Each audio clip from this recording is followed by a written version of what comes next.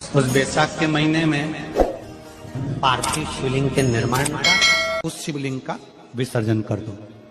आप पाओगे, आपने अगर 2 या 3 बार कभी भी तुम्हारा मन करा कर लिया, आपको खुद लगेगा कि मेरे घर में संपदा कैसे बढ़ रही है और कार्य कैसे सिद्ध हो रहा है।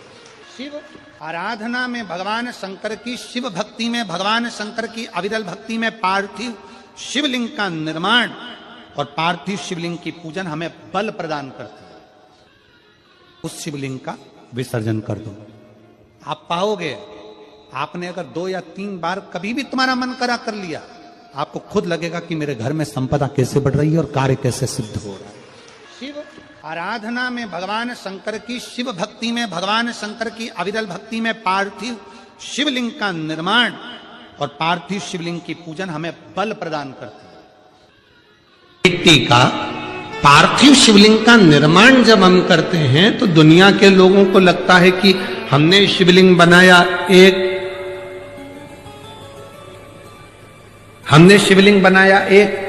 तो एक शिवलिंग के पूजन का फल मिल रहा है।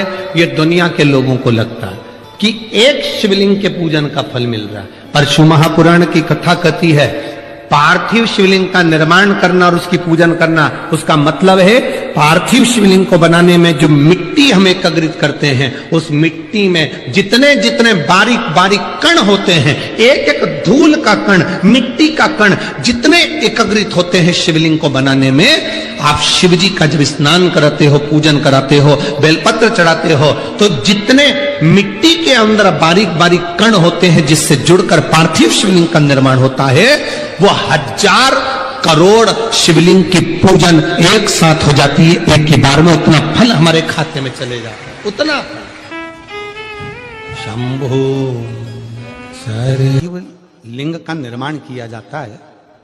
पार्थिव शिवलिंग को जब बनाया जाता है तो पार्थिव शिवलिंग का एक नियम है, आप उसका स्मरण जरूर करना। जैसे ये थाली है, मान लो ये थाली, आपने मिट्टी का शिवलिंग बनाया, पार्थिव शिवलिंग बनाया। कई माताओं की आदत रहती है थाली की किनार से हाथ को पोंछकर उसको भी लेकर शिवलिंग में लगा दे। कई मेरी जीजियों की, कई मेरे जीजाओं की, कई मेरी माताओं की, कई मेरे बेटियों की, कई मेरे बेटाओं की आदत रहती है। समझ में तो आ रहा है ना कि थाली बुलवाऊं? लाओ तो थाली लाओ जरा पूजा। कई मेरी जीजियों की आदत क्या होती है, पार्थिव शिवलिंग का निर्माण करेगी, मिट्टी इसमें भर लेगी, सब कुछ कर लेगी। आप मिट्टी इसमें मिलाओ, मिट्टी मिलाने के बाद में आप उसका पार्थिव लिंग का निर्माण भी कर लो, मना नहीं है। पर निर्माण करने के बाद में जब पार्थिव शिवलिंग का निर्माण कर लो, उस समय पर हाथ को इस तरह से पोंछ कर फिर शिवलिंग में उस माटी को लगाना, यह श्रेष्ठता नहीं है। पार्वती जी ने पार्थिव लिंग निर्माण के समय पर एक छोटा सा भाव प्रकट कर दिया, और जब छोटा सा भाव प्रकट किया तब शंकर भगवान ने कहा, पार्वती, ए पार्वती, तुमने पार्थिव लिंग निर्माण के समय पर माटी को अपने हाथ से खरोच कर लगाया है, तो तुम्हें भी संतान की जो प्राप्ति होगी वो शरीर के उपटन से ही होगी। और सुनो पार्वती, तुमने वो माटी को बाद में अंकित किया गया है, इसलिए तुम्हारे पुत्र का शीश कटकर फिर वापिस अंकित किया जाए, पुनः फिर लगाया जाए। शिवाराधना में मिट्टी को बनाओ, पर मिट्टी चारों तरफ लगी, आप पोंछो, मना नहीं है। आप हाथ भी पोंछ लो, हम मना नहीं करेंगे। आपको हाथ पोंछना है, आप पोंछो, पर उस मिट्टी को फिर वापस शिवलिंग के साथ में, जब शिवलिंग बन गया फिर उसी मिट्टी को वापस आप उसमें पोत रहे हो, ये श्रेष्ठता नहीं है, उसकी श्रेष्ठता नहीं है। ये अचार की बरनी नहीं है कि यहां से निकालो, यहां से निकालो और लगा के रोटी में फिंगर बना के, फुंगा बना के खा लो। आप निकालो, मना नहीं है। मिट्टी का पार्थिव शिवलिंग बनाया, थाली की मिट्टी साफ करी, साफ कर कर आपने किन्नौर पे झड़ाया, हमें मना नहीं है। पर ये मिट्टी बाकी शिवलिंग में नहीं लगा, ये मिट्टी फिर अलग से रख दीजिए। उस मिट्टी का भले फिर आप नंदी बना लो, उस मिट्टी का आप दूसरा कोई सखी बनाना है, नंदी बनाना है, कुछ बनाना हो, सांप बनाना हो, सब कुछ बनाओ, हमें मना नहीं। पर शिवलिंग की जो आकृति है उसमें फिर ये मिट्टी का प्रयोग नहीं हो। पार्थिव पार्थिव है।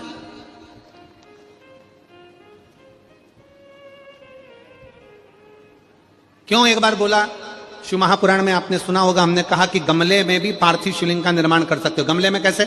गमला भरा पड़ा हुआ है, वहीं पर तुमने पार्थिव शिवलिंग को उठाया, निर्माण करा। अब वहां पर तुमने हाथ तो नहीं पोछा, क्योंकि गमले में ही तुम पार्थिव लिंग का निर्माण कर, जाके हाथ धोया, बाबा की पूजन कर, शिव स्मरण कर ले। पार्थिव पूजन का एक आनंद। पार्वती, तुम पार्थिव लिंग का निर्माण क्यों करी हो? तो पार्वती जी ने कह दिया, केवल आपसे बल मांगने के लिए, आपसे बल। शिव कथा कर रही है, भगवान शंकर का चरित्र करा। अभी आपको कथा में कहा था देव और महादेव दोनों में अंतर होता है। देव दर्शन देते हैं और महादेव अपने भक्त को दर्शन के लायक बना देते हैं। शिव में, देव में और महादेव में अंतर है। ग्रंथ, संत और भगवंत,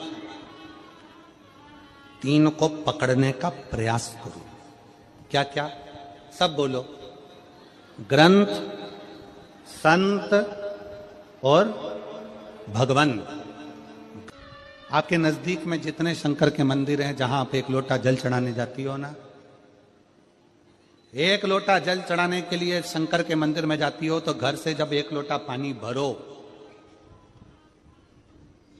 घर से जब एक लोटा जल भरो और मंदिर के लिए जब निकलो ना, घर से निकलते समय रत्ती भर टेंशन लेकर मत जाना। घर से जब पानी भरो, खुश होकर जाना, मैं मेरे पिता से मिलने के लिए जा रही हूं, अपने दिल की बात अपने बाप को बताने की। मैं अपने पिता से मिलने जा रही हूं। भले मंदिर में जाकर कुछ मत कहो, शंकर जी को एक शब्द मत कहो।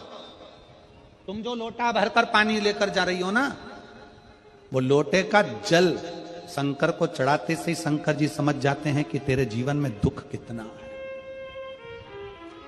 सुदामा जी ने भगवान कृष्ण को चावल दिए थे। बोलो री जी हाँ, सही है कि गलत? क्या दिया था? तंदूल। सुदामा जी ने यह कहा था कि मुझे बहुत दुख है। बोला था कि सुदामा जी ने कहा था कि मेरे बच्चों को खाने के लिए अन्न नहीं है। सुदामा जी ने कहा था कि मेरी पत्नी की साड़ी फटी हुई है। सुदामा जी ने कहा था कि मुझे दुख बहुत है, दर्द बहुत है, मेरा झोपड़ा टूटा है, मेरा मकान नहीं है। सुदामा जी ने ये कुछ भी नहीं बोला। सुदामा जी तो तंदूल लेकर गए थे, और तंदूल ले जाकर जो भगवान ने उस तंदूल को लिया, तंदूल को पाते से ही भगवान समझ गए थे कि इसके घर में दुख कितना है। तंदूल मुख में गया और भगवान कृष्ण समझ गए कि दुख कितना है, 3 लोक का राज्य दे दिया। सुदामा जी जैसे ही तंदूल दिए, भगवान ने सोच लिया कि तंदूल की दशा क्या है। उसी तरह जब जल शंकर जी पे चढ़ता है, तो शंकर जी को तुम कुछ कहो मत कहो, वो जल तुम्हारे घर की पूरी दशा बता देता है कि इससे तकलीफ कितनी है। क्यों? दुख की बात कहां पर करते हो?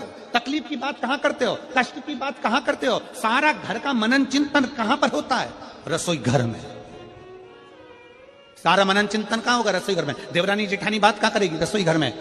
कोई दुख हो गया, तकलीफ आ गई, बात कहां होगी? रसोई घर में। अरे वो उनने ऐसा कर दिया, वो काका जी की तबीयत खराब, काकी जी कैसा हो गया, वैसा हो गया। सारी घर की सारी चर्चा रसोई घर में होती है। और जो तुम पानी भरकर लेकर जाते हो, वो रसोई घर में से भरकर लेकर जाते हो, तो वो पानी के अंदर तुम्हारी वाणी की तरंगे उस जल के अंदर हो जाती है। जब जल महादेव को चढ़ता है, उसे सब ज्ञात हो जाता है कि इससे तकलीफ क्या है। मंदिर में जाते हो,